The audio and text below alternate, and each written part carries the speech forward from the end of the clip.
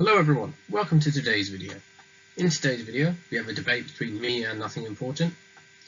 The debate was Savathûn versus Galactus. The rules of the debate was our characters had an equal base, as well as we had an equal hacked potency. We talk about this at the start of the debate, so that gets clarified. There are a couple portions in this debate where I felt like Nothing Important accidentally leaked some personal information. So I put the thumbnail of the video that you can see right here on top of that personal information to make sure it didn't get leaked. Furthermore, you can see a completely uncut version of Nothing Important's channel, and a big thank you to Nothing Important for recording this debate in the first place. And with that, let's get underway. On to the debate. What about hacks? What are we doing for hacks? We're just gonna equalize hacks also, or?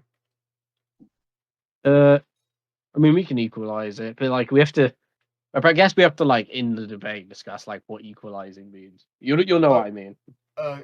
Actually, let's go ahead and define that early. What do you mean by equalization? Are we saying that they're going to be the same at base, or are we going to say they're within constant equal? I don't know. Are they equals at constant, or are they equals at base? I wouldn't know which one works best. Which one do you want to do? It doesn't really matter. I mean, Galactus has like a lot of comics, so I'd probably just make it easier on you and just say they're equal at constant. Alright, cool. Let's use that then. Alright. So, you want to get started with Galactus? Me? Yeah. So, we're on equal stats, so there's no need to go over AP now, luckily. Yeah, I'm just letting you give a win con to start off. Yeah, I'm going to use the best win con. I'm going to use a Galactus eating win con. He's going to, like, eat your character. Okay. So, how does he go about doing this? So, Galactus does that by, in a way of absorption, like his eating is absorption. He converts anything he wants to into energy, and he's been able to do this to pretty much anything he's encountered, and stated to do even more. Okay, but is he using it in the way that he picks you up and then eats you, or he has to use his energy to sort of use it as an extension for that ability?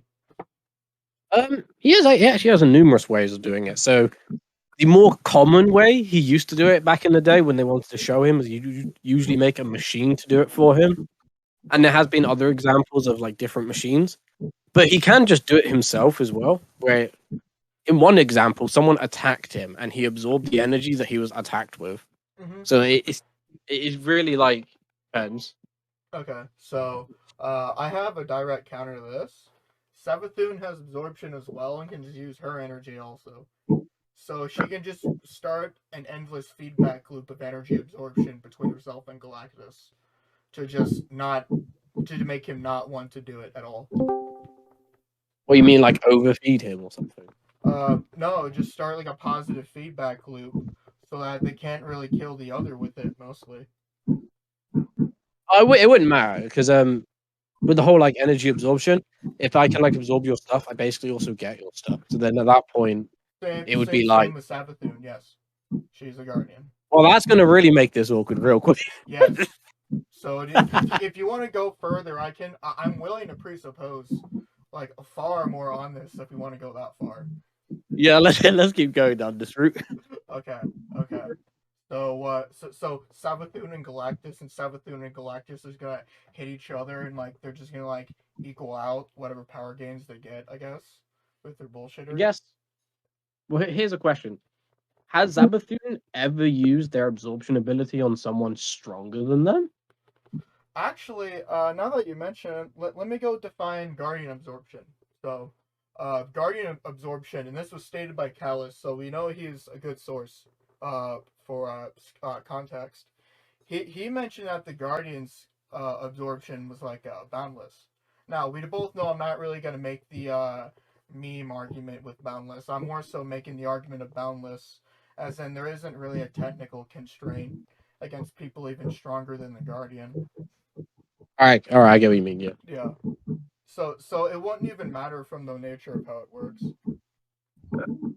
Here, I'll go get that as a scan because that sounded like a fundamental claim. Yeah, sure. Yeah. What was it? when you have Savathûn like in the Guardian, do they have the same absorption? Is it a Yes. better one? Like I don't remember. I don't know this context Well, here, so no, useful. that's actually a very good question. So, let me explain it like this. So, the light and dark are not the same as the entities that created them. The Traveler and the Witness are two very, very different people. The light and dark themselves are just primordial forces. So, they're essentially neutral powers. What the MC has might scale differently from what other light bearers have, but largely, if we use the MC as the bar, and then Savathûn's potency with the light would be equal to the MC. Wait, Savathûn is the light, or is the dark, or the dark No. version at least? No, actually, do you want a cutscene? Yes, please. Yeah, sure. Here, actually, I have Where are you the posting it, by the way? entirety of Witch Queen dialogue on me. The entirety? Nah, Yeah, no, I not the have the entirety. whole Witch Queen campaign dialogue on me. Go. Damn, Post I it. don't need the whole thing, but dude. Well, I know, but there's also there's also chapters in the video that you can skip to. Yeah. May I ask where you're posting it though, or plan I'm to? just gonna post that in like zone 69 because YOLO. All right.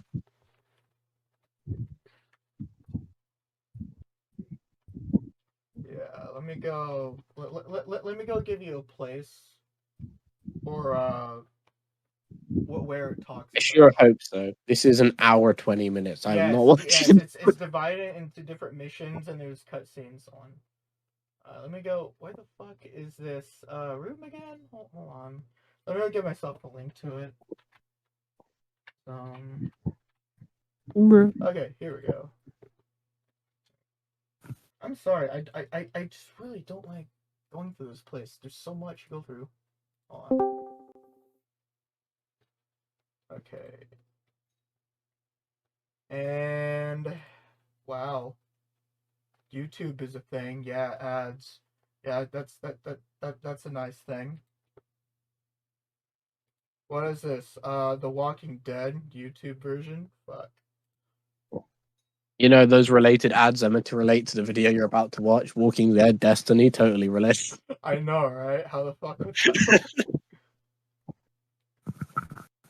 Okay, let me go get you.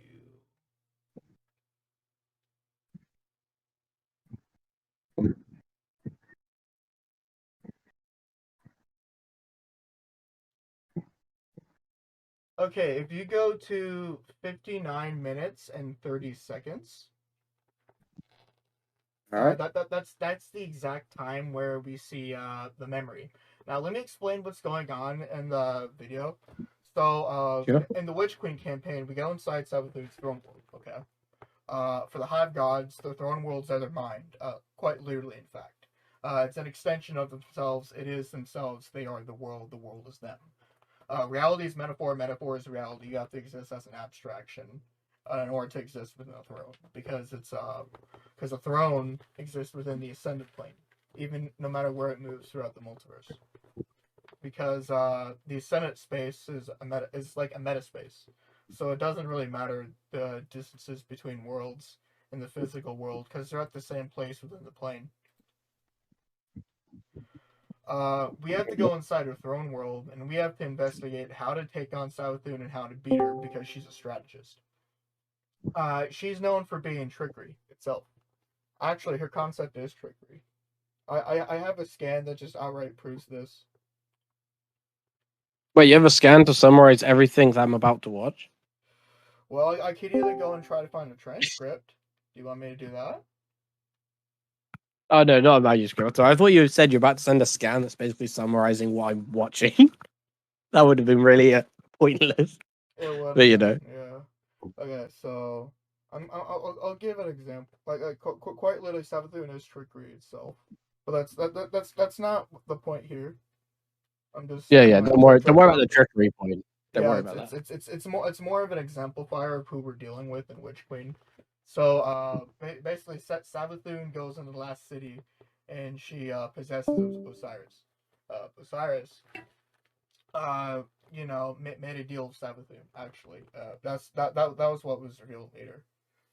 In one of the books after the release of Witch Queen. Assuming it's accurate, then that's how it happened. But basically, she keeps tricking everyone in the last city, and she's able to devour their ignorance. So, I mean, that's fine. Galactus got no ignorance. yeah, So that's fine. yeah. This isn't an argument against Galactus, but this is just what's going on in Witch Queen. So, Yeah, I know. After you watch the cutscene, it's then revealed that Savathûn was watching everything that the Guardian was doing in the Thorn World. Every thought whispered, everything. Savathûn knows it all, and she remembered who she was before she got the light. So now she has the light. She has all her powers and bullshit. And that would include the absorption you're going on about. No, she had the light before. Well, okay, it's like this. So, back in Season of Lost, I know we had that talk before. We made a deal with Savathûn that we'd exercise and Meruem. In return, she'd help us fight the Black Fleet. What happened at the end of Season of Lost was that Savathûn, after the worm was exercised, like BFR'd her way out of it, and then went in front of the Traveler, as you see in that cutscene. She died because she lost her worm. But what happened was that the Traveler then gave her a ghost. So she was chosen, if you will, by the Traveler. It was at that point was when she came back to life. She was a guardian, just like everybody else, and has guardian powers, just like everybody else. Okay. So the absorption that she would have would come from the fact that she's a guardian. Anything related to her high physiology would come after as like a stacking argument. All right. Yeah. So when I asked them, like, did like work on someone strong, who's the stronger person this hacks would have like worked on? Do you know what I mean? Actually, that is a good question. So, constantly, all the time, we'll just use the fire team as an example. In the final fight against Rolk, it goes like this. So the Guardians have an opposite concept of the sword logic, specifically the light. If Guardians are in a fire team, they become much more powerful than they are individually. But they're still weaker than Rolk individually when they fight Rolk. Let me go and get that particular video.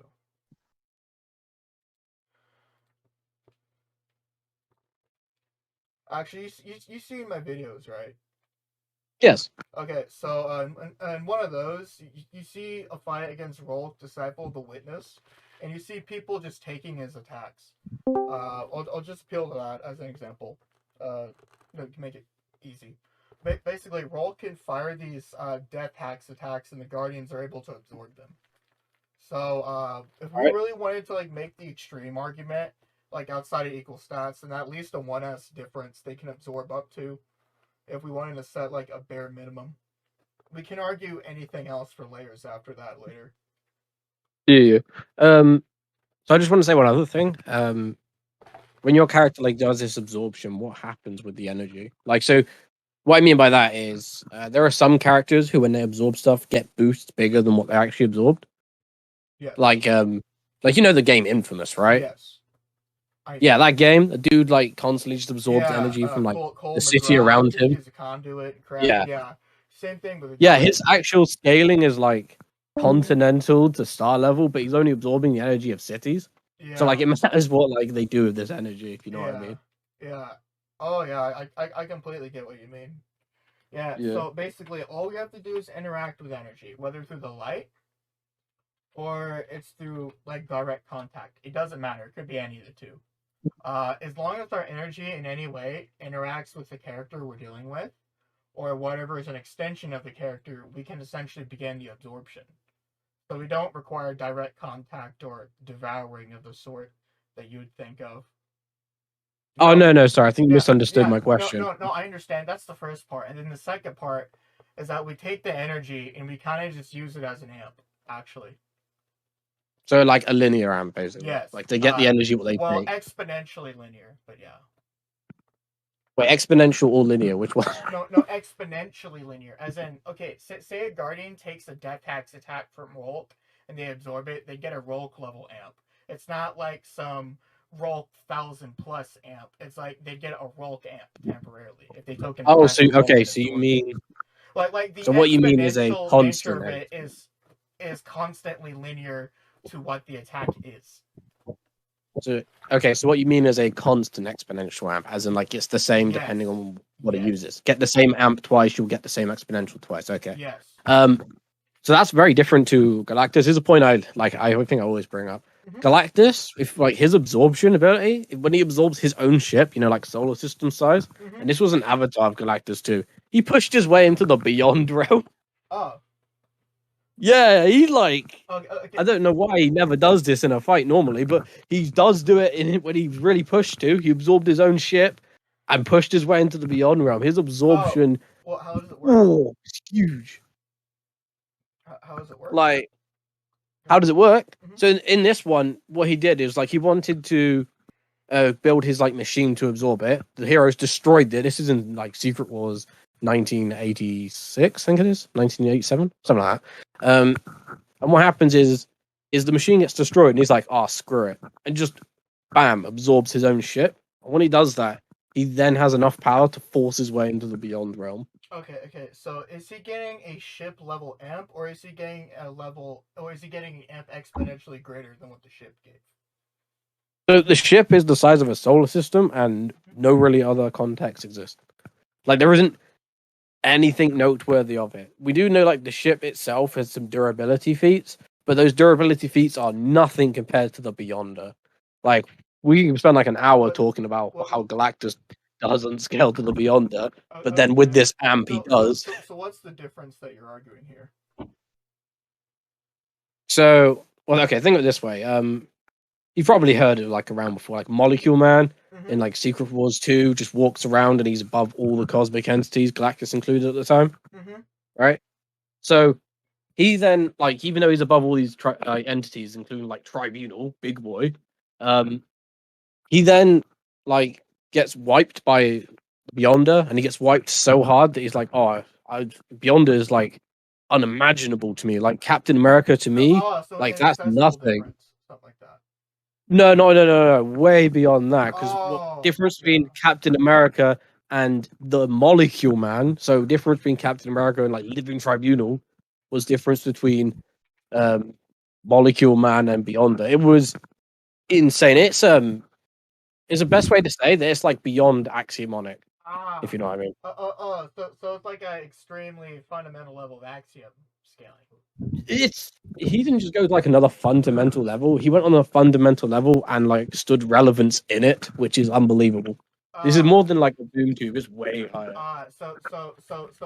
So basically, he got like an axiomatic power increase, and he managed to stand within the next realm of what we can consider axiom constant within that realm. Is that what you're saying? Yeah, based on just that like one description. There is obviously a lot more that can be said, but that's like the starter. Yeah. Okay. We'll use that as a baseline then. Yeah. I have a response to this. All right. So firstly, I have like at least 6 or 7 ways of going about this. I'll use the first one. Savathûn will just use Galactus as a power battery and amp herself to a level above him.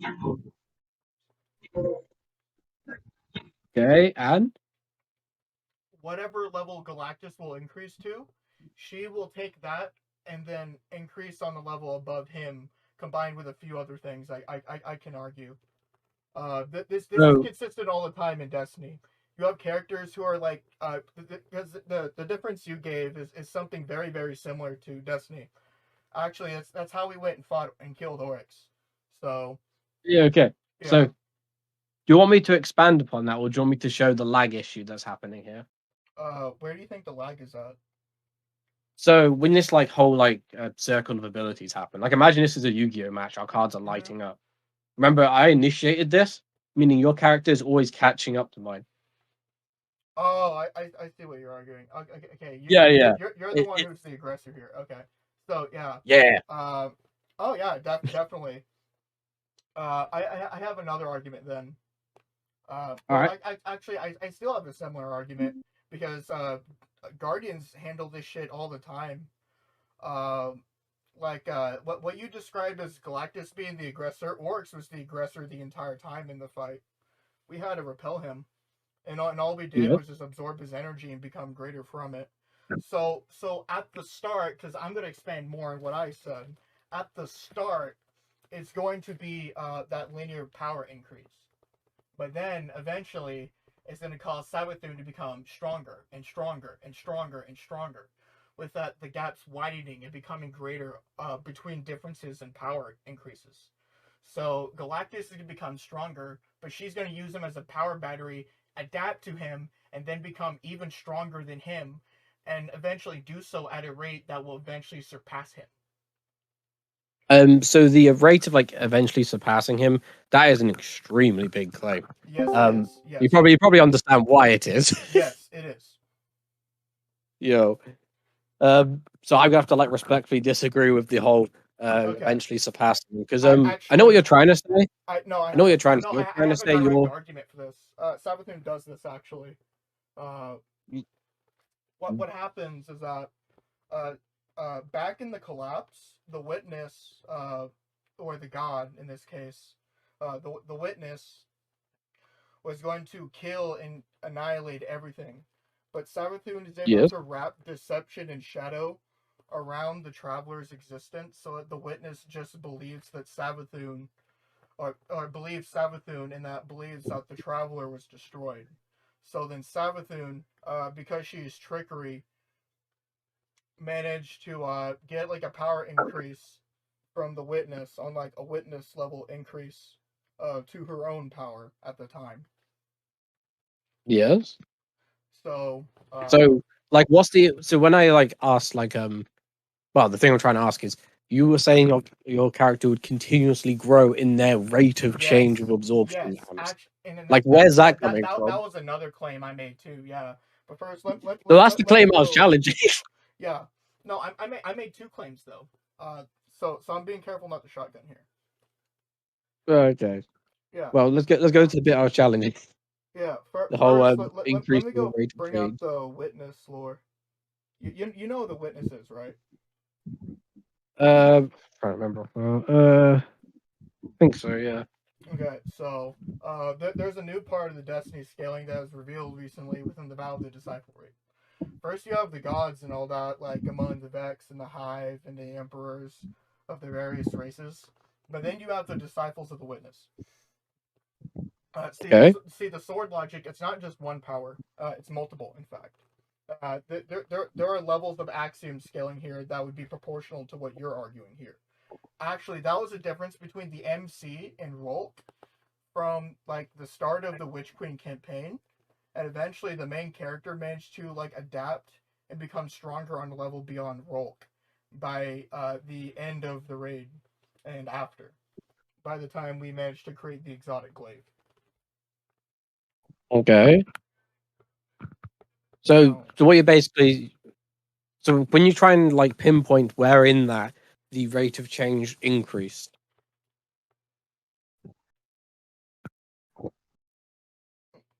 If you get what I'm like asking. Yeah, but that's also like a separate claim. Let me go prove that in a second. First, here's the parasite lore. So that we went on a quest to get the gun, but the gun itself doesn't matter. It's Savathûn's worm who's within the gun. Hold on.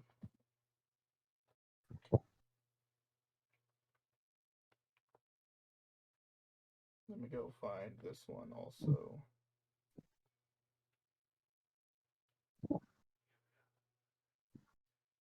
The problem is read up on the parasite. The problem is most of the time, Ishtar Collective doesn't have the newer lore until later, so I'll have to go and get it myself. Parasite. See, the reason why it sounds sketchy right now is because I made two claims, so I'm having to prove both the claims, just so that like there isn't like a power difference between the two. So like that's why it kind of sounds a little odd currently. Hold on. I'm just reading up on your parasite you've like posted. Yeah. You know, get up to speed. Yeah. Now let me go.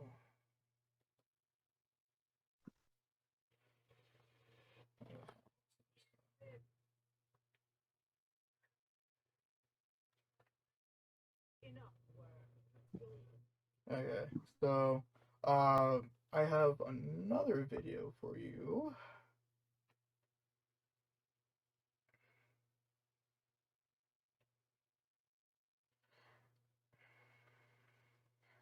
Please don't be an hour long. 24 minutes. That's better. Yeah, now go to the 20-minute mark. Specifically 20 minutes and like 15 seconds. This is just talking about Savathûn tricking the witness. All right.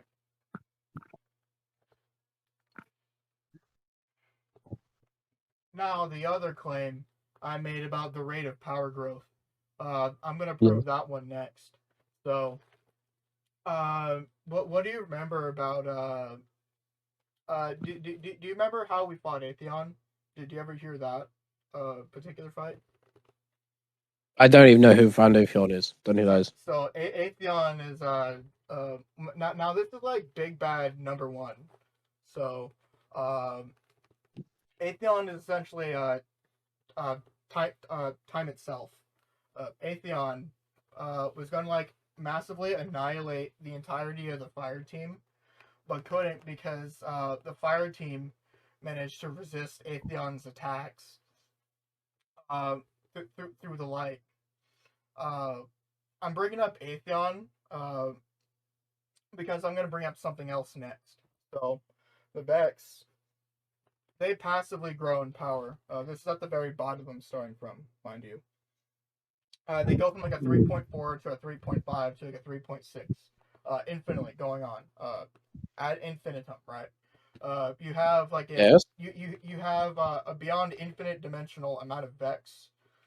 These Vex interact with each other through the various infinite realities, and then they can go to the various different timelines also interact with each other. So they're constantly adding more and more and more information to the collective and become stronger as a result of their infinity. Now, where the light comes in, is the Vex are unable to understand or comprehend the light. Okay. So the light is able to do something very similar. And at this point, with how strong the MC is, what you simply argue, the MC would be getting those passive power growths in power throughout the entirety of the Witch Queen campaign, continuously, infinitely, endlessly. Even if you wouldn't want, even if you disagreed with it being exactly the same, it'd still be progressively getting to, and then eventually arriving at that point for the MC by the end of the Witch Queen campaign. So okay, so I got like quite a big issue with that. Your like passive progression, right? You've got your passive progression. That's I'm gonna just assume like it's probably a fair assumption. The passive progression is relative to how strong you are. Otherwise, it would become irrelevant very quickly. So like it'd got to be relevant to how strong you are, right? And it's constantly happening. So when like you're saying the absorption plus this will make you much stronger. But as we said earlier, we're in a loop. Meaning that if you are getting your passive like boosts, I'm getting your passive boosts. Mm-hmm. But see, it's like this. Galactus is the aggressor, and the Guardians have done something similar to this before, where they were the defender, and still managed to be the aggressor. And then you add on that even though they're in this loop, eventually Savathûn is going to be up to Galactus equally within this loop, and then is eventually either going to surpass him or they're going to remain at the same. Because the point is that even though they're within that loop, they're just going to keep going up and up in that loop. And they're still just going to be equal to each other more often than they'd be different from each other. Because the aggressive power growth, along with like 5 or 6 other things going on for Savathûn that she can use on Galactus. With her trickery. Wait, can I do you mind if I do like a mathematical example here? Yes. Okay, so I'm gonna put G for Galactus. I'm gonna put Savathûn. Do you want me to put an S? What would you like me to put for him? It doesn't really matter. You could use a Q, you could use a Y, you could use a 1. Doesn't really matter. I will not use a 1 to represent a person when I'm gonna put numbers. Do whatever you want, really. I'll put a Q. That was the first thing you said. So they both start off equal as this stands. So turn 1, we discussed that the initials like Galactus be higher. So I'd say like Galactus would be it could be any arbitrary amount. I'll just say Galactus absorbs 10, like absorbs your energy to get 10 times your boost. So that would make G equal 1 plus 10. That's 11, right? Nice and easy. You is your response. You'd stay at 1 first. Then you would respond doing your absorption, and you would go up to 12. Right? Well, so you would surpass me. Going, and then like the Galactus would be a 10, would absorb at 12, it could be like a 240, and then Savathûn would be absorbing that, becoming a 5,000 or whatever. But then what would happen after that was that Savathûn would start tossing on her other power increases that the loop wouldn't extend to, which I can also get why into. Wouldn't it? Remember, if Savathûn's getting these boosts, remember they're getting them from themselves. So if you from how her power works, she's only getting it from Galactus. It's specifically Galactus. Hey, 1 second. So the point I'm trying to make, I'll just like post this real quick, like using the guidelines like set. You can add your other boosts and stuff if you want, but the point being is each time Galactus gets a boost, his one's bigger. Yeah. Therefore, you can always capitalize on it. And so is Savathûn's. Now, okay, here's the thing. Oryx did the very same thing that you're describing Galactus to have done. What happened in Destiny 2, or not Destiny 2, but Destiny the Taken King, was that Oryx had like this massive fucking grudge against us for like the entirety of the campaign, and we fought him twice. The first time we beat him, but he's already adapted to the MC, and nothing we had really worked on him other than outright physical combat whenever we fought his trash physical body. So he's already so he's already adapted to the MC before their second fight. Now for the second fight, it happens in Oryx's throne world, and it's very specific. Oryx's embodiment is sword logic itself. That means you participating in combat, whether by hurting him or by trying to trade power with him or trade blows with him, that's making him stronger. He started off the fight. He was the aggressor. We participated in the sword logic. He got those same amps just as we were getting those amps. We were in a positive feedback loop against Oryx. That's how it went the entire time. We were trading the domain of power. For the entire battle. And then Oryx constantly surpasses the fire team. But what ends up happening is that we then channel the law of the light against Oryx. And the law of the light is that as long as that there is light, there shall be no darkness. That was how then we eventually surpassed Oryx. And we did this 4 times in the fight. So this is something that all Guardians can do. Whether they're human, awoken, hive, doesn't matter. You can be the aggressor and get those amps, and you could still argue that to be stronger, but how it turned out is that the Guardian was stronger at the end every time. So the calculation you're arguing wouldn't fully apply here, because let me explain real quick why it does. So let me just explain real quick why it does. So Oryx, in your own words, right? Oryx gets stronger the more you try and fight him. You fight him, you make him stronger. That's how it works, right? Yes, a feedback. So, yeah, it's a feedback loop, but it's relative to what you're fighting at, relative to how much he gets his boost. Well, it's not this massive amount. Well, no. There's 2 parts here. First off, we already fought Oryx, but it was his physical trash body. We fought his physical trash body, and we sent it back to the throne world.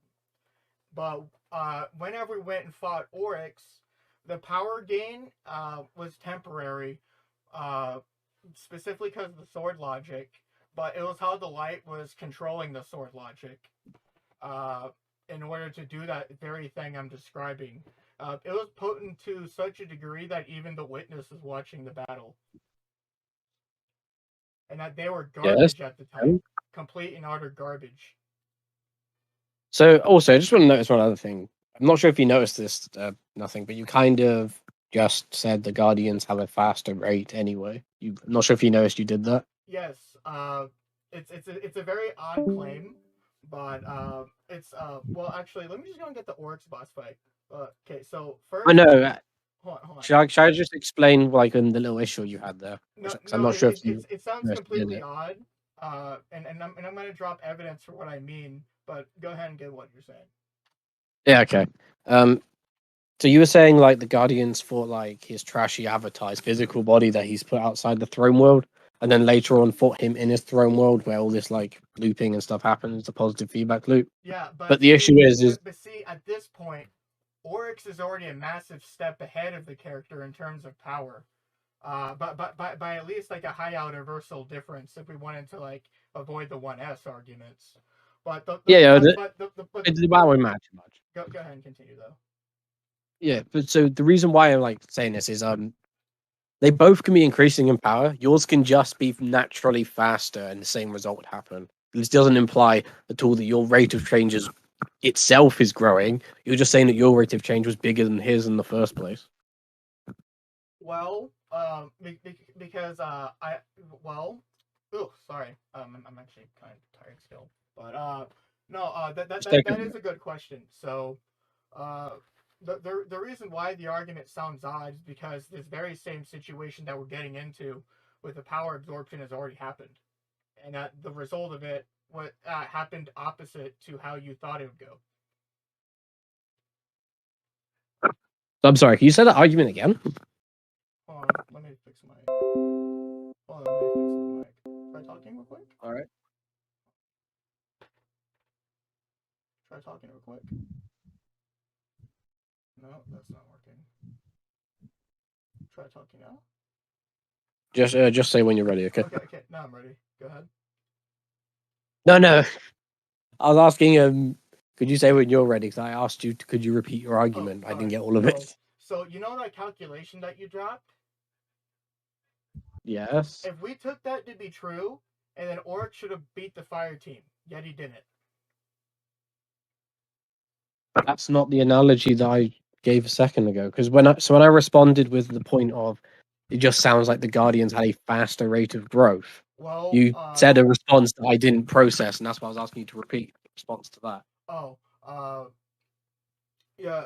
Well, here's your argument. So you're arguing at specifically the process. It's not specifically the process. I'm just setting the guideline of where they're at this point, and then I'm arguing what happened with Oryx to show why your contention would be a contention that wouldn't exactly sit with something of this particular situation. So it's not okay. So it doesn't sound it's like not the power growth actually. I use that as a baseline just to show that Oryx was beyond a one-shot difference above them and did the very same thing you described. I just want to say, well, you said a second ago high alpha difference. I think the one shot is not what we're talking about. Like, come on, way bigger than that. I know, but like saying like 500 billion thousand levels of 1S scaling later difference. It's a fucking mouthful. Yeah. The point I was trying to make a second ago was just like a feedback loop and everything was like we said at the start that you'll be lagging behind, and then I was pointing out that despite lagging behind, you can go above such and such. That's the point of the calculation. Right. And I wouldn't just go above, but eventually I would stay equal. I'm not arguing that I'm going to one-shot your character to be stronger. I'm saying Savathûn is going to just remain equal throughout the entirety of their power growth, essentially, their feedback loop. Because this very same situation that you described to happen, literally just because she's a guardian, guardians have this particular method of scaling. They can match up with characters who would be able to one-shot them anyway. In the feedback loop. The feedback loop happens all the time within the logic of the sword. Even against it happens with characters who don't have the characters that don't get the boost this big from a source that small. So this because your characters are getting boosts from other characters that are their level. My guy ate a solar system and could fight the Beyonder. Okay. And so the source material compared to the end result is so much larger that if I had your source material, I could do so much better. Right. And that's right. why the whole lagging thing makes a big difference, because Right. I'm capitalizing on a bigger jump. Okay. So I understand that argument, but we weren't getting a direct power increase from Oryx when we fought Oryx. I was just showing that our power progression, even though it was far lower than his, still allowed us to match up with him. Yeah. That was like me No, going into the okay. details of that specific Yeah, example. So, hold on. You're saying you'd be far ahead still. I'm saying this same exact situation that you talked about. Yes, the very same thing you talked about. We have something in place of that for Oryx. First, he adapted to the MC. Second, he was within his throne world. And 3, he was constantly devouring from the tithe system. Yes. And then the same Oryx that was devouring from the tithe system challenged the Guardians to a game of sword logic. And even though the Guardians in this case were weaker than Oryx, the feedback loop of Oryx being stronger than the Guardian remained the same, even though we fought him. But we still managed to get to his level and remain equal to him. So you're saying Galactus is going to have greater jumps? I'm saying Savathûn, because of how the way Guardians work fundamentally, is simply going to ignore those jumps as power increases and will remain equal to him because of the way that the light and dark work.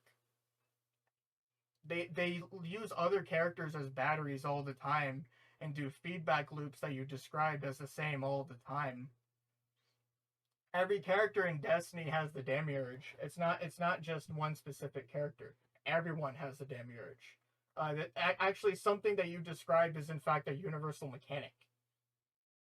I'm not gonna question whether or not that's like universal mechanic stuff like that. I think my point, what I'm trying to say, is like sort of come across of like, I think the boost is bigger. I also think you're misinterpreting the numbers a little bit. No, So if you check again on the numbers thing, if you the look between each turn, the numbers themselves don't matter, because the point you're yeah, trying to no, argue but is that you're gonna have greater jumps because of the way that you work. Like you eat a ship or like a solar system or whatever, and like you can go and fight the Beyonder and crap. yeah. I'm saying that the Hive do something similar. They eat from the tithe system and they become far greater than what they were previously. This is nothing new. Okay, so the point I'm trying to make right now, if you look back on the number system, between each turn, I was changing who was absorbing who.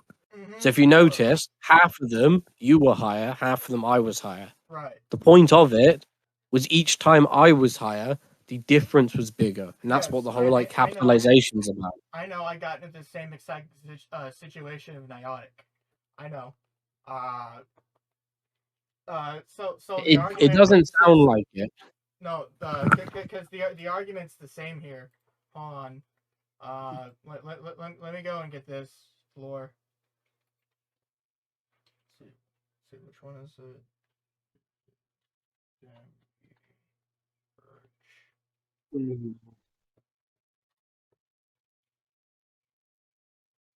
Now, now I'm going to give you some extra context. Here. All right. Just waiting for you. What you said the same about a starship devouring a solar system, Oryx did the same. He devoured. He essentially devoured himself with the power to take, so that he could return back to his full power. So he devoured himself to go above himself, basically. Yes. That's what you're trying to say. Yes. Okay. So remember, like the whole source material, and Oryx source material is Oryx, which I think we can agree Oryx is beyond solar. Like that's not a question here. No. But the point isn't the scaling itself. Is that I have something that would quantify technically as the same because of how it works in Destiny. It's not. It's not specifically the material itself. You're interpreting it as me not addressing your argument somewhat. But I'm saying we have enough material here from Destiny to give the suggestion, or at least indication, that characters in Destiny do the exact same thing. They get random power increases from smaller things, and depending on the item, obviously, just as it would depend in Marvel, they get those same exact insane power increases. Yes. They do. All right, so you just to like correct something. You thought I wasn't addressing your point. I was, but I was trying to address a different part of your point there. No, So you said I know you were addressing the point, but I'm trying to show you that the same happens in Destiny constantly. I know what you're trying to say. I think you've said it quite clearly. Okay. But yeah. Do I sound like a broken record? Do I sound like I'm not No, you don't sound like a broken record. You sound like someone who's trying to like pin a point down. Okay. So it's fine. Don't worry about it. So a thing I was trying to say is, so when I say Auric's source material is greater, I meant like his source material scaled to himself because it was himself. That's what I was trying to say. Right, but then I also dropped something else talking about Savathûn tricking the witness. Sorry, where's that? You posted a few things. Okay, so I'm gonna repost that once today. It's just easy to find. even better, I'll just link it. All right.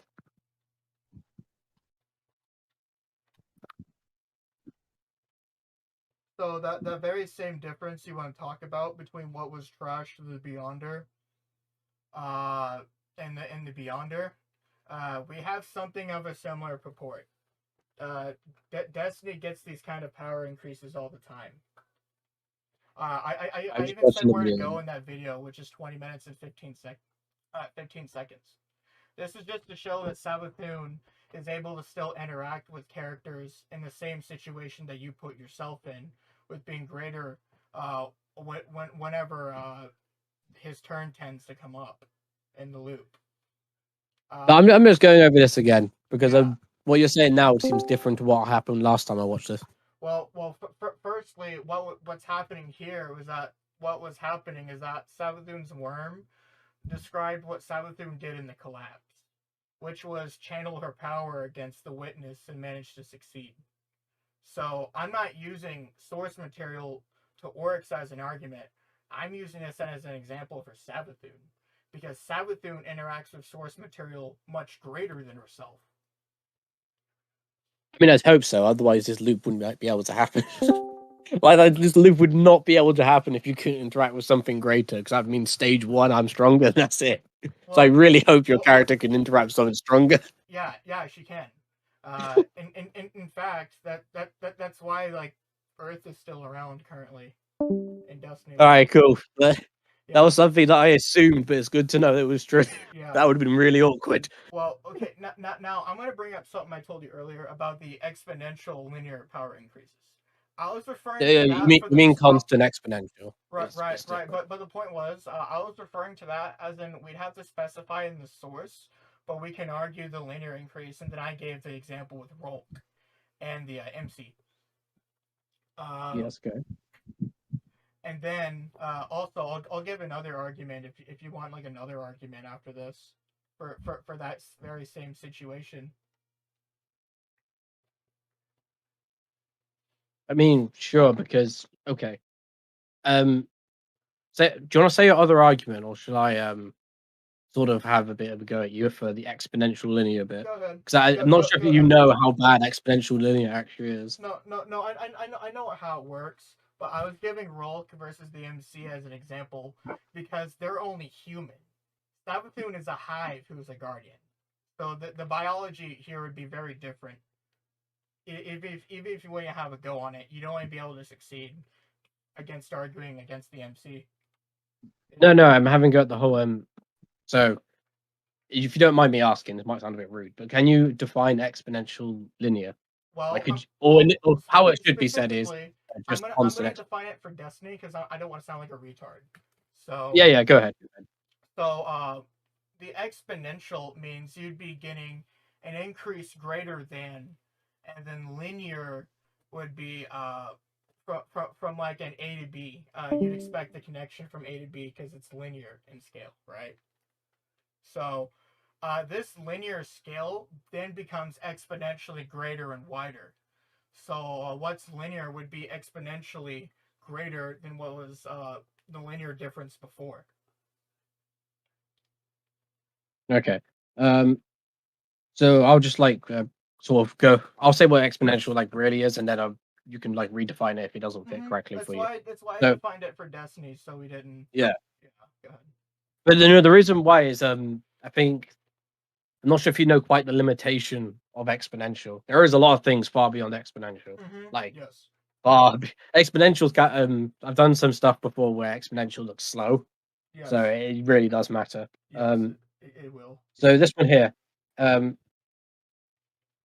put down a quick example of just 3 different things, and then I'll explain the example afterwards. Don't worry about it. All right. Sorry if it takes a little while. It's all right. I only went over 2/3 of my argument anyway. The last Don't worry about it. Yeah, the last part of it's gonna make sense for why I said keep up. All right. So you see what I said there? What I recently put there. It's just an exponential function of numbers.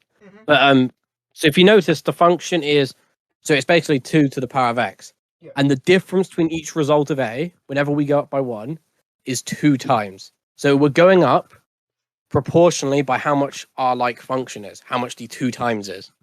Therefore, it's exponential because if you can clearly see 2, 8, 4, that's not linear, nowhere near linear. Yeah. But our multiplier is based on our base function, which was 2.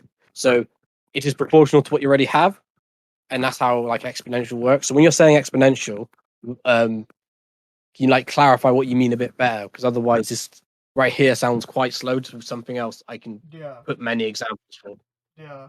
Well, I'll give an example for numbers, because I gave an example earlier for the vex. So I'll go back to the vex, and this is at the very, very, very, very bottom here.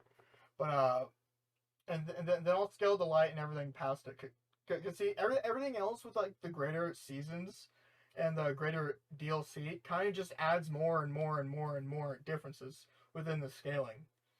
So it's gonna sound very weak, but it's because it's at the one of the weakest parts of the scaling. But so the vex go from a 3.2 to a 3.3 to a 3.4 and a 3.5. Yes. Now. I remember you this. Now going back to the light. It's obviously the difference is far greater, but I'm not gonna say a mouthful here. But then, the light is something the Vex are unable to actually comprehend at all and assimilate. It's at the barest minimum inaccessible to them. So then, what you would be describing here, the light already surpasses. Because So now going even further. The paracausal scaling doesn't go by the laws of nature that you're describing. It sort of only goes by the rules of what the user wants. It means the power increases would be how the user would want it, but you'd have to scale it against another paracausal entity in order to define the increase that the user of their power got from fighting the opposite character. So now let's go back to the loop that you talked about. In the loop, you're sort of thinking of it in a vein where Savathûn has to follow the rules of the loop. She doesn't. I'm going to get into the final third of my argument now. So with Savathûn, as we go throughout the loop, Savathûn can adapt to the loop itself, not Galactus, but the loop, because the loop would dictate that Galactus would be stronger than her. So she would be able to use trickery, or Embaru specifically because she's Embaru now. She would use Embaru in order to maintain a connection to the loop and just overcome any differences Galactus would have over her in a functioning loop without difference. I gotta ask this question. This might be really funny, but what would happen if that loop is that possibility was removed? What if Galactus gets to the point where your entire equaling the loop or equaling the peak of the loop just can't happen? What if that possibility doesn't exist? Well, that very same possibility happened with Savathûn and the Witness, but she managed to trick the Witness anyhow, so she wouldn't care very much. So your character was able to do this when that possibility exists. So what if the possibility does not exist? the possibility wouldn't even exist with the witness, yet it happened with Savathûn anyway. Why wouldn't it sorry, stumbling on my words there. Why wouldn't it exist with the witness? Because of the sword logic, and that the witness, well, it's like this. So paracausal energy, it kind of dictates its own rules along with what's possible and what's not possible. The witness would be taken itself, essentially. Because what you described is something that the witness can already do. Hold on, let me go get some more for the witness.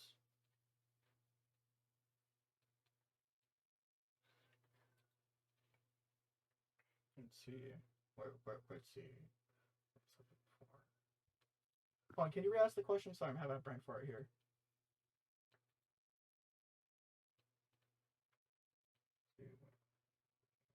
Oh yeah, that's right. Osmiomancy.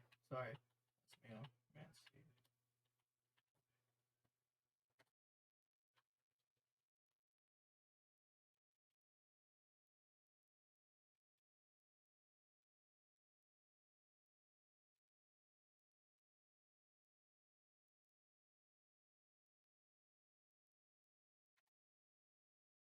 Fundamentally, the sword logic would remove possibility. So the very same thing you'd be describing is something the sword logic would do. Yeah. So I'm gonna read through this, see if I can find where it can be used without the possibility existing. Okay, so well, I'm going to go over the first paragraph here for you. Possibility, it exists within each life and expanse in myriad complexity explored openly through the philosophical constructs of choice and free will.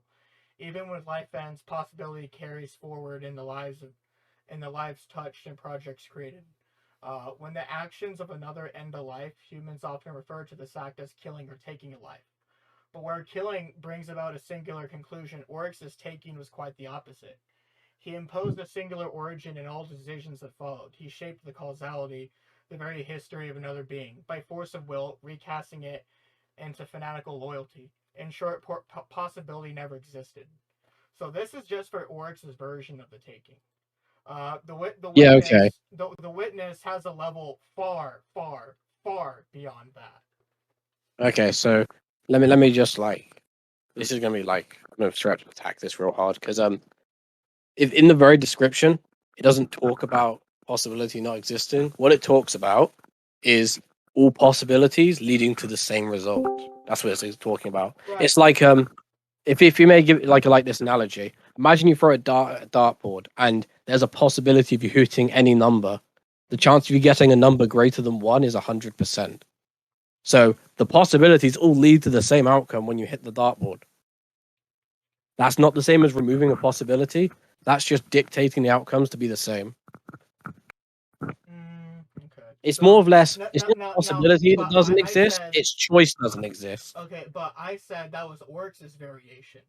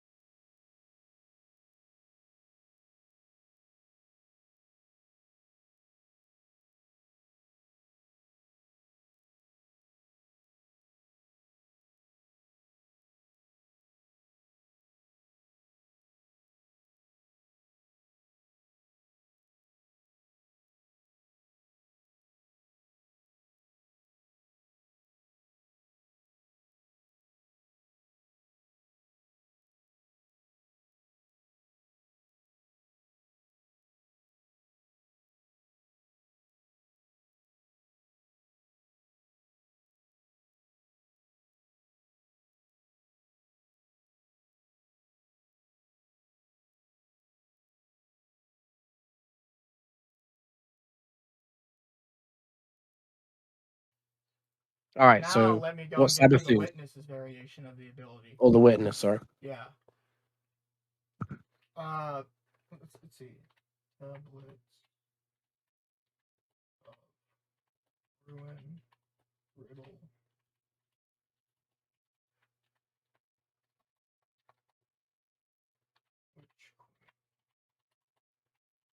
First, let me go drop something talking about the witness having a greater level of power than Oryx's version. Let me save this. So, okay. Why would greater level of power mean you'd be able to do a hacks that Oryx couldn't do? Because Oryx's hacks because works the sword differently. logic is not an encompassment of one power. It's an encompassment of many different powers of the dark. No, that just says you could gain an ability. It doesn't say you'd gain this one or how.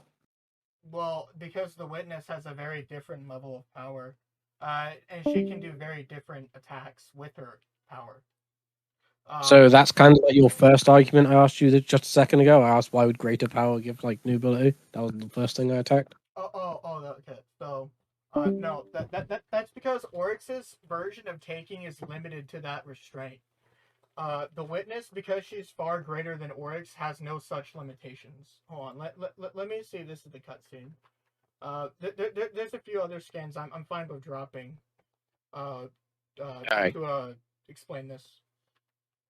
Is by the way, is Savathûn above the witness? I don't know like where Savathûn is. I know it's above Orcs. You told me that before. But like, is Savathûn above the witness? The witness is above everything else, currently. Okay. Well, it's like this. Where they're at one point, quite literally when they take a step forward, they're at a different level of power at like a certain point. So how I like to quantify the characters is going by the DLCs. Because all paracausal users just inherently get power increases far greater than what they had previously. So the witness and the collapse would be like very, very, very, very different than the witness we'd be describing during the collapse. But now let me go get a different skin. Hold on. Oh, I didn't realize it was a brother. Damn. I'm not just reading. No, well, I'm watching the video. Yeah.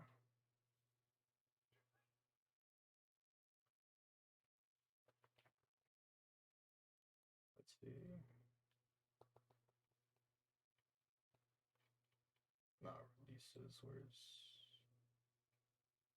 books? Here we go. Shadow Keep.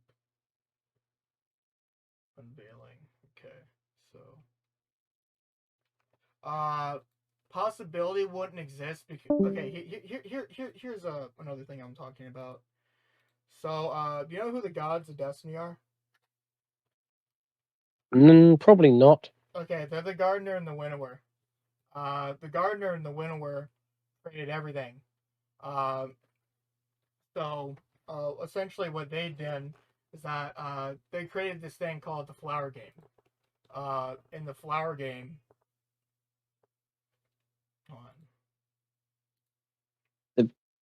Did you cut out? No, I didn't. In the flower sorry. game, they essentially dictated how it would go. They let it play out and went how it went every time. Because they themselves dictated that rule. The witness specifically is either a servant of, an extension of, or a body of the winnower. We weren't quite told which of the three it is yet, but it leads to the same conclusion. That there is a connection to the winnower somewhere in there. Okay, so like you just like upscaling from like the witness using the gods, obviously. Yeah. Well, it matters because the witness was directly tricked by Savathûn. So now I have to explain more about the witness. Yeah. By the way, I went through that cutscene. And I was watching it. They did mention in the cutscene that what's it? Orcs is it a sister or another brother? It looks like a girl. So I'm assuming it's so in the Osmium throne, you have the three siblings. You have the explorer, which is Oryx. You have the witch, which is Savathûn, and you have the general, which is Zebu Wrath. Okay, so guessing it's the witch then, Savathûn, sister. That's thing. Savathûn so is sister. Yes. But anyway, in the skin, they mentioned that Orcs had his limit, such and such. Like that said, they mentioned the Wish could do things Oryx couldn't. and it mentioned them in relation to the throne world and did not go any further. Mm-hmm. So I don't see the possibilities like coming in, sadly. Oh no! Like I was no. getting excited and then Oh limited. no! So. Now I have to define more about the witness here. So first, Oryx had particular limitations with his power, such as he only could use his full power in a throne world. Someone like the witness, they have no such limitations here. But now I'm going back to the gardener and the winnower, which is the key point here. The gardener and the winnower, they existed before everything else. There, no possibility, no existence, nothing. They existed before it. Inherently, their existences would transcend the very concept of possibility or anything related to it. Okay. But you're saying the concept of possibility. They themselves are ontological dynamics.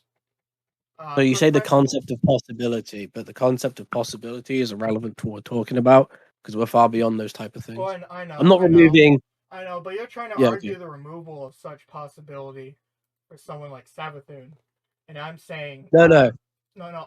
Sorry, let me just say what my argument is because I think we're getting a bit lost. The argument was, so we're talking about the infinite loop with it, like you reaching like a peak bit where they equal out because Guardian, Savathûn done that before. Mm-hmm. But what I'm trying to say is, what if that possibility doesn't exist? What would happen then? And what you're showing me is like surpassing the concept of possibility. Sure, that's like cute to someone who's like 1S. That's cute. No, the concept of possibility. No, I was applying that here. Never say 1S again. I hate you. I know, right? You said it first. Shut up. Actually, I don't want to fall into a trap. What do you mean by the possibility doesn't exist? Galactus can take that away from you. Yeah, he can take possibility away. He can take all of them away. So the power cosmic, which is Galactus's, was shown by a lesser being, which was Silver Surfer at the time, making Neverqueen, who embodies all possibilities of eternity, which includes Galactus himself, and turned them into a monkey. And by a monkey, I mean like one of those toy like clapping ones, you know, like a monkey bomb from Black Ops 2. Yeah. So when I say removing possibility, I literally mean possibilities that would contain that very axiom that you require. Yeah. So what would happen if that possibility does not exist? Well, that's the same thing for the gardener and the winnower, because you're sort of just describing them at that point. Passively, the light and dark would do something of a similar purport. They would remove possibilities within the game of possibility and create new possibilities because they can both cancel out possibility.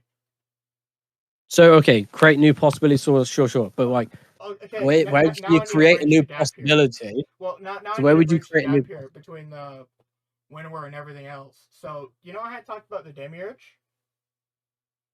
Actually, you haven't talked about the Demiurge so far in this like discussion. Do you mean a past one? Okay. So here's what happened. The very same thing that you're talking about, the gardener and the winnower, they both can do. But what happened at some point in the lore? Let me go find that particular one. Let's make this like the last. I'm trying to find a scan here. Hold on. No. Go ahead. But what I'm just saying is, let's make this your last point. Both of us say like one thing afterwards, you know, and then we can like let the people in the VC judge it. Like if you want to say more, do say so, obviously. Okay. But I was thinking people in VC have been going on about this one point the whole time. They're probably getting annoyed of us. Well, it probably sounds annoying because we have a lot to use to sort of just gain on the other. I guess worse was the people who don't even know what's going on. Yeah, I know. Let's see.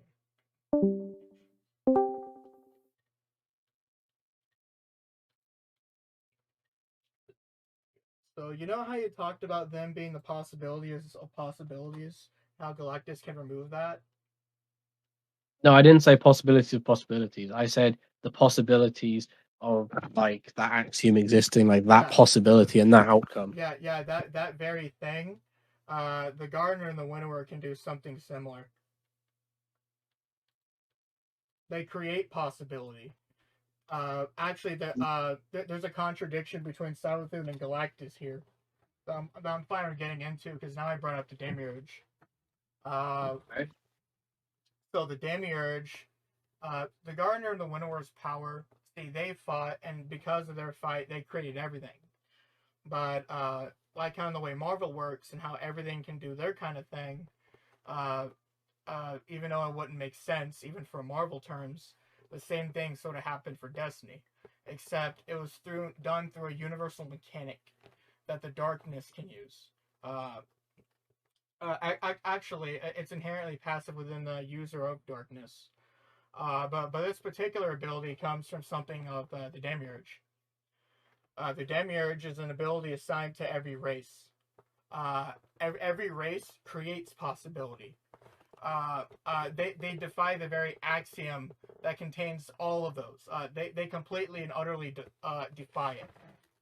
And then you add on the light and dark, which can create even more possibilities and ignore the axiom of possibility on top of that for specifically paracausal characters. Yeah, I get what you mean. See, what I'm saying here is you're talking about like the axiom of possibility and being able to remove everything associated with it. I'm saying the Demiurge can either just outright negate it because of the creation of possibility, or Savathûn can resist it because she can do the same. And paracausal characters can resist paracausal characters. You just have to resist a paracausal character in order to resist their hacks. That's how it works. Yeah, I understand that. Yeah. So I just asked this like real quick. So the light and darkness gods, they're above everything else in Destiny, right? Yes. The Witness, Yes. everything I just described to you is a complete and utter joke to like even the Nine. The Nine are a complete and utter joke to the Garden. The Gardening came after the Winnower and the Gardener. Yeah, I remember them. So the reason why I ask is like the whole light gods bit like you mentioned just then. So if possibility didn't exist for either of them, how would your characters be able to do anything? Because they create possibility. So, okay, here's another thing about possibility that's a really like important thing to discover. Yes. So you know, like the multiverse theory, like I'll just get a picture like many worlds theory because it just helps from what I'm about to say. So Go like, ahead and give me describe one. Yeah. So when you have like, I'll get the image up because it will help what I'm about to say. Dub. Please load faster, internet. All right, cool. So, why am I no longer looking at scan zone? God damn it. Scan zone 69. So yeah, look, here's an image of like many worlds theory, okay? Like very, very simple. I think no one's gonna like question many worlds theory. But the point I'm trying to say here is a lot of possibilities require something you to branch off or for there a possibility to exist before you can have a new one. So whenever your characters and gods are creating a possibility, they are currently existing with a possibility to branch off in the first place. Galactus can remove all of it, including your origin point. You don't have somewhere to branch off. Yeah, Got no seed, got no branches. Yeah, and the Witness has like the very same ability that the Winnower does, which is greater than Oryx's, which has no such limitations. The Witness removes possibility also. What happens is, and every timeline... You show the Witness one. Well, actually, yeah, I can't explain it. So, in every timeline, the darkness wins. The only timeline that it doesn't happen in is in the timeline of Destiny that we're discussing. The reason for that is because paracausal can create possibility of what it wants. Something on the sort of an axiom of possibility. They're beyond such axioms in the first place. They can create possibility from how they wish. And the reason it scales out is because the world exists because of the Winnower and the Gardener, and the light and dark stabilize each other because of the nature of how their powers work. You cannot have light without dark, just as you cannot have dark without light. They exist within a duality of each other. Because of that, balance is then maintained. So Right, what I'm describing, there's also many different variations of what I'm describing. The Witness has one of the highest levels, which is a lower level compared to what the Winnower has. So you saying that Galactus could just remove that, that's something the Witness does around Savathûn just by breathing. And even though this happened around Savathûn, because she is also a user of darkness, she is able to use trickery because of the ignorance of the Witness. So she's still able to defy it. Okay, so let me just there's a few things there. I'll just say the quick, easy one that context of being able to do it to the Witness who you have higher. But even bigger than that, you showed me this whole possibility of the Witness. So you tried to show me Oryx earlier, and it turns out he was getting rid of choice, not possibility. Well, yeah. So could you show me? I was showing you the extent for specifically Oryx. Now I have to go and find other shit for possibility. Yeah, because I was gonna say Oryx doesn't actually have that. He has something different. He removes choice. Yeah, that's like Origin Manip, I think. Well, no, it's not Origin Manip. He's dictating outcomes. It's more of fate, really. It's stated by what is it called? I'm not really sure what to fully define that as, but it's to show you that Oryx has a limitation of it. I think it's fate because what you do is you don't dictate how the outcome happens, just that it happens. It's you're not restricting the possibilities of what happened along the way. You're just making sure that you always hit the bullseye. You can throw it between your legs, over the head, throw it at some random dude. But now I'm kind of tossing an argument or two on the Witness. So now you can find something. I'm trying to So I'm just trying to find a actual possibility thing.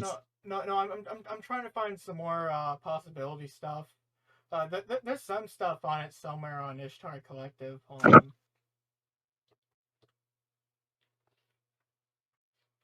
One moment. Just gotta say something real quick. Yeah, I'll be right back.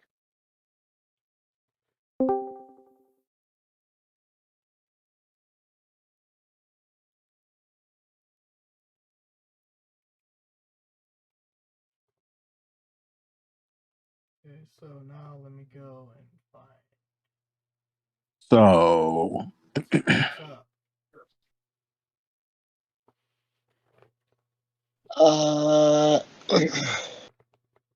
Okay. Anybody want to line up the mood?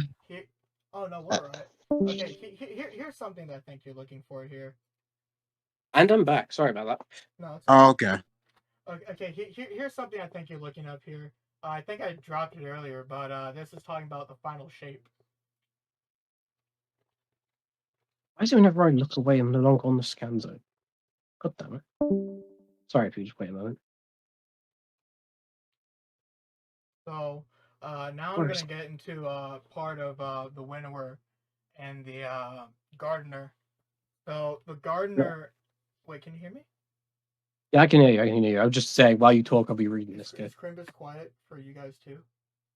Well, I'm not quiet. Okay, there we go. He's not quiet. Okay, so you know how you talked about the axiom of possibility? I talked about our axiom of possibility. Right, our axiom of possibility. Yes. The scaling that you attached for it for Galactus, the Gardener and the Winnower can dictate it through them being principles of ontological dynamics. They can dictate possibility through their existence as ontological dynamics. So, okay, I'm going to ask this real quick. Do you think the whole loop that our characters go through that you require to equalize? Remember, it's your entire point is that I'm ahead, but you can use this to equalize. That's the point. Do you think that loop is above our characters inherently? It has to be above our characters, otherwise our characters upscale it, right? So our loop is above our characters inherently. They should be, yes. That's why that's why I specifically brought up the Witness and why I'm having to define the Witness. Yeah, okay. So do you think this loop would be above the Witness? The Witness would have something of a different passive loop above this. Okay. So does the Witness ever affect the possibility of this loop on that level? Also, I just looked at the thing and I still didn't see it. Oh, did you check the final shape? Yeah, so in the final shape, they are. It says. So I'll just read out the quotes in quotes. That's nice and nice. Are you talking about Every the second bottom one? No, I'm talking about the bottom one, Oh, not the second bottom one. The actual bottom one. So every game we play, this one pattern consumes all others, wipes out everything. No, wipes out every interesting development. A stupid, boring exploit that cuts off entire possibility spaces from ever arising. There's so much we'll never get to see because of this pest. So like, what is this? What is this spaces? Oh shit! This better not. What we're getting to here is that basically every other possibility is being canceled out by the axiomatic pattern that's arising over that possibility. They're controlling the possibilities directly. It says of those spaces arising. What's the spaces? What's up? In the scan, it says the spaces arising. What's the spaces? The spaces? Okay, so the possibility spaces. Okay, now I'm going to explain a bit about the garden. The gardener and the winnower come before the garden, but everything I described is housed within the garden, including every axiom within the verse. Every philosophy, every axiom is contained ontologically within the. What's up? So wait, is the garden higher or lower than Savathûn? You're not being too loud. I was just wondering if you could buy dinner tonight. Yeah, I could. I'd really appreciate it. Yeah, I could. Okay. All right. Who's talking? Oh, someone's talking to nothing. I don't know. I'll get to you about it later. Okay, Right. I'm sorry. Basically, what the gardener and the winnower are doing is that they're using their power differently here.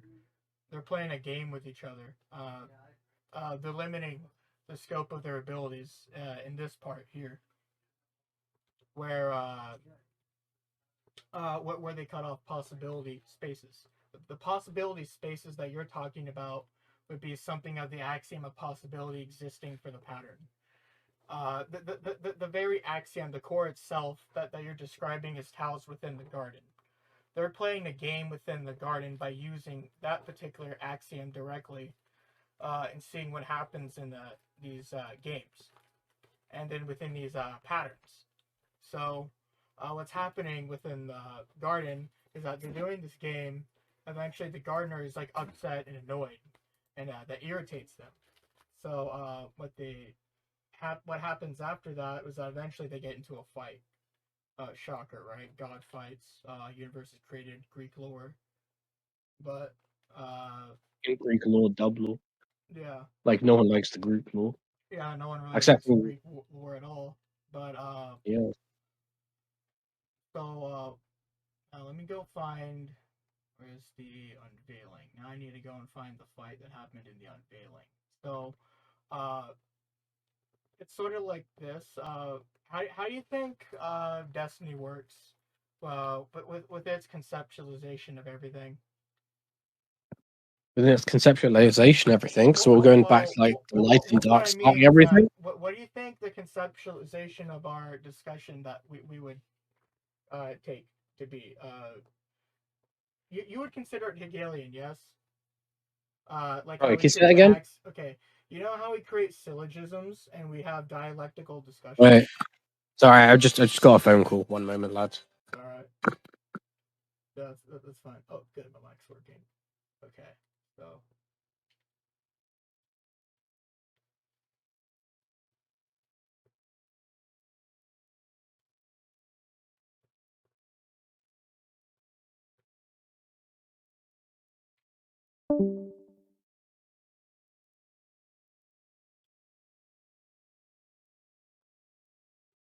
This video was sponsored by Raid Shadow Legends. I know, right? So, don't forget Blue Chew. Well, That too. Yeah, Alex, now I can talk about what the gardener and the winnower did. I'm back now. Sorry to, like I said, I had a phone call from my dad, but go on. Okay, so what do you think the most fundamental of axioms are? Ignoring possibility and everything else. What do you think the most fundamental ones are? The light and dark. Well, no. I'm talking about philosophically here. I'm not talking Oh, about. philosophically. Yeah, Destiny, Oh God. Destiny uses philosophy as its scaling contingent. All right. So the most. So is this most fundamental or most broad? Yes, Sorry. most fundamental possible. Fundamental. Give me a moment. I'd probably say the axiom of assumptions, because you need a basis for anything. Mm-hmm. So now let me get into why this matters. So on the deepest level of philosophy that we'd be analyzing, once we get to eventually ontology, which is the very bottom, now we're arriving at the gardener and the winnower, who exist as principles of ontological dynamics. Like, they are ontological dynamics themselves, but they exert it in the form of principle. Yes. But now, why this matters is because every axiom that we're talking about in Destiny and for fiction, those axioms are in disarray within Destiny. Even those axioms can't even determine themselves, because the gardener and the winnower essentially fought and left the garden in havoc, wreak.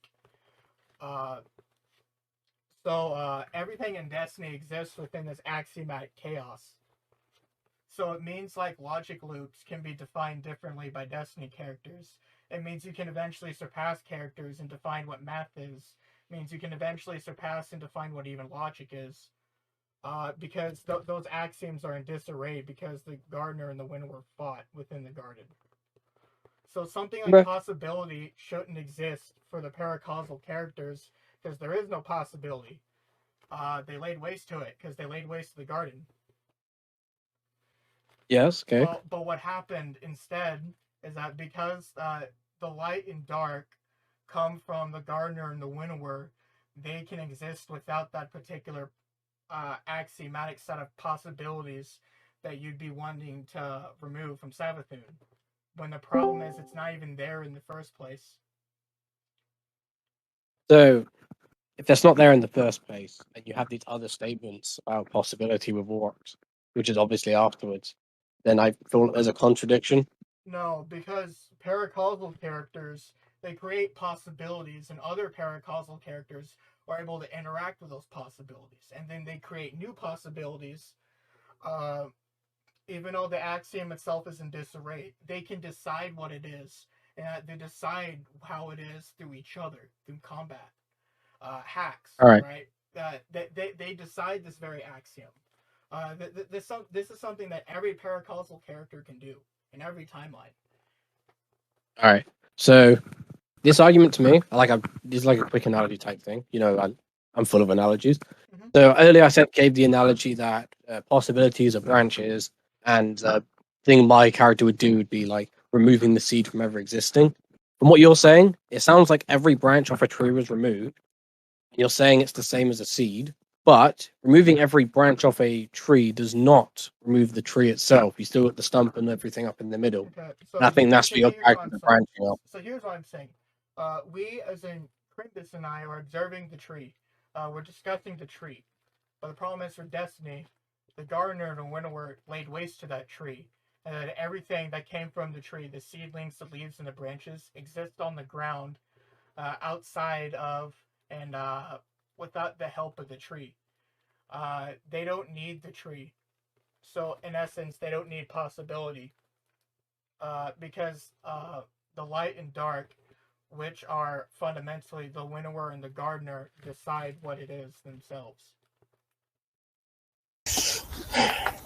If you could try to speed this along, that'd be fantastic. All right. So I'll say one more argument. So now I'll just say like 1 point to this. Nothing. Say one more point. Both conclusions, and then we can have judges. You know, the whole VC. You know. So my last point before we move to conclusion bit. My last point. So when you mentioned like all the possibilities being destroyed within the garden itself does sound like it exists. Even if it's laid waste, you said that they go to the ground, like their foundation, the remains were still there at least, No, and the remains are not after their Well, fight. No. so I used the tree that's example. different to what you said a second ago. Well, I used the tree example to say that they can leave the tree, as in the tree isn't there. You'd be trying to remove the tree, but they don't have the tree. They're not even attached to the tree. They have to decide what the tree is. Okay, thank you for clarifying. But so then just go back to the start of the point of everything was laid waste in the Guardian. Guardian like can give birth to like the possibilities. Therefore, these possibilities like exist. So I don't feel like you're getting rid of a seed. You're just cutting the stump. Like I don't think it's gone back far enough to actually get rid of all the possibilities. That's because, So that'd be my last point. Wait. That's because they decide what it is from what they create. So you're arguing And- that they existed after the tree. But I'm saying they didn't exist. Well, okay, I'm gonna say this. The tree existed before they did. The tree created them, but the tree was then cut off and removed. So they don't need the tree anymore. Now they have to decide what the tree and everything that makes up that tree is. So everything that we're deciding in Destiny terms is still in disarray, because the verse itself has to decide what that particular tree is. The possibilities were they existed before other possibilities, but then all those other possibilities were then wiped away along with the garden. And then after that, the possibilities that then existed, aka the multiverse, only existed because the gardener and the winnower had bled light and dark into their creation. It's because the gardener and the winnower exist above the garden is why they don't need the garden. Right, is that your last point? Yes. Or Okay, good. I'm gonna largely keep it simple for the VC. So the point that Crimbus and I was going on was we were talking about this feedback loop, and then I argued. Oh no, wait, nothing. We can just. I was about to say the next thing was for us to do a conclusion of like the debate. Then we can go to like them. That'd be easier. Oh, that's fine. But like, then we also can because it's a conclusion from each of us. Mm-hmm. We can state our own like personal views on it. Yeah. So we like, yeah, okay. So as I said, I'd go first, and you go off. Yeah, I said I'd go first. Like keeping with like the pattern of the debate. So my conclusion is debate started off, nothing else but what hacks I use. I said I'd eat him. We then elaborated on that. I would absorb, he would absorb. We went in a feedback loop. After this feedback loop started, I mentioned the gap my character would have. Nothing agreed that gap is humongous, but then said that what his character would do was increase his rate of change to match mine. We went on about this for quite a while. I didn't find, well, at least personally, I didn't find how this rate of change would increase that much. There was one point where I had to clarify the exponential boosts for nothing. I think he meant it in a different way, but didn't come across quite like that. So after like that was said, I then started going on a different route because obviously like that point's definitely continuing and we need to look at it another way. Another way of looking about it is what if this possibility doesn't exist? Possibility not existing could be because it couldn't happen or because Galactus can remove it. Both of them were addressed. And when it came to Galactus removing it, that's been the tangent of what we're talking about at the moment. Talking about if Galactus removes a possibility that's above our character and above the loop, would your character be able to respond to it? When nothing showed an example of Oryx, we did not get possibility, we got choices, and then we went for the wish. I didn't see a possibility in the way that he was saying it, but we continued regardless. He then brought up the garden, which is above the wish and Oryx, obviously. And when bringing up that one, the creator of axioms, which should include possibility as like a logic thing, I then gave analogies for why I think that it is different to what I am doing. There's my like quick conclusion of nothing. Take the mic. Okay, so first off, I'm gonna acknowledge my shortcomings right away. So obviously, first there was a couple, actually no, a good few times where him and I was kind of off sync. This might just be from how our verses scale and what the point of our arguments were. But the point was there was contention. It largely did come from my side, also part of it because my mic was being annoying. Also, I'm kind of on a time constraint too, so that's why I kind of sound a little rude, so to speak, in this debate. So I'm very willing to admit those shortcomings right away. Along with everything I just included in that sphere. But for the first point, we got into the absorption, or no, feedback loop. He then talked about his character in the loop and how he could become greater. He gave the example of eating the ship, which is like a solar system, then going and fighting the Beyonder. So then I had to get into Savathûn, because everything I talked about in the debate was just to show that Savathûn would keep up and stay equal to Galactus within the loop. So it all actually is just one argument. We just went on like a lot of different sub-arguments to define that one, which didn't pan out. But then I eventually had to get into exponential and linears. And it sounded odd because, well, I'll get into that part later. But in Destiny, increases are linear from A to B, but that character can then change their rate of change along with the rate of growth because of their demiurge. Every character in the verse can evolve and then change their powers and keep the ones they had before, and gain different ones through getting stronger and stronger and stronger and stronger.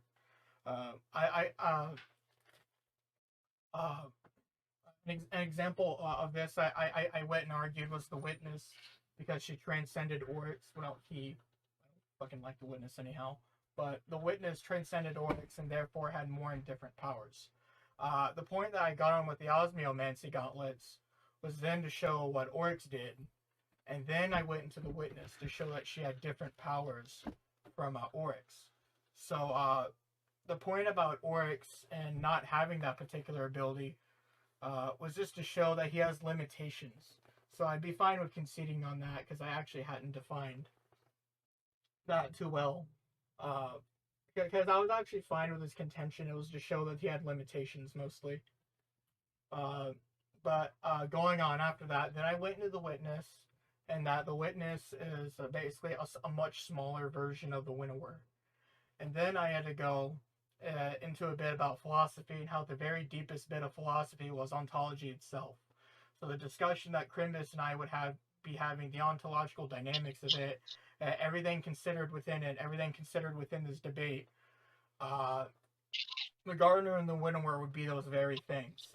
Even the axioms themselves that would have to exist before even other axioms were to exist.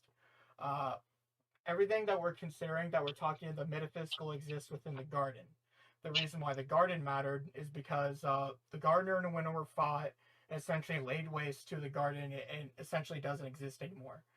And the reason why that the multiverse existed is because the Gardener and the Winnower themselves were the cause of it, not the garden. The garden existed after them and because of them. It didn't exist for them. So their very beings, very concepts, light and dark, then bled into the multiverse. And then I talked about the pattern and how the Gardener and Winnower played a game, and which eventually led to them getting into the fight because one of them kept getting annoyed at the pattern. And then I had to get, not now for possibility, this is the part that would matter for possibility. He was arguing that he could remove the possibility from Savathûn, as in the very deepest level of it. The problem is, in Destiny terms, Savathûn is not really bound by that particular axiom, because that axiom is in disarray, because that axiom existed within the garden. The Gardener and the Winnower could define whatever they wanted, whether inside or outside the garden, hence why characters like Savathûn can create possibility from nothing. And the philosophy of it goes much, much deeper, but largely the point of what I'm getting at is that the light and dark, because of the nature of how the Destiny multiverse works, can dictate things like possibilities, laws, and rules. And so Savathûn, because of that, would be able to keep up with and remain equal to Galactus within the loop. Even though he'd get greater power increases, her trickery over the Witness should already show that even though she had no such possibility of doing so, without the Witness even lifting a finger or having to cast the ability, still managed to trick the Witness. This happens all the time whenever characters in Destiny initiate the sword logic against each other. Well, whether it's us against Rolk or us against Oryx. So that's mostly what my conclusion is. I'm not going to say anything else because it'd be a waste of time. So go ahead and judge. Thank you everyone for watching. If you want to see an unedited version of this, I recommend you check out Nothing Important's channel. He uploaded the full unedited version on his channel.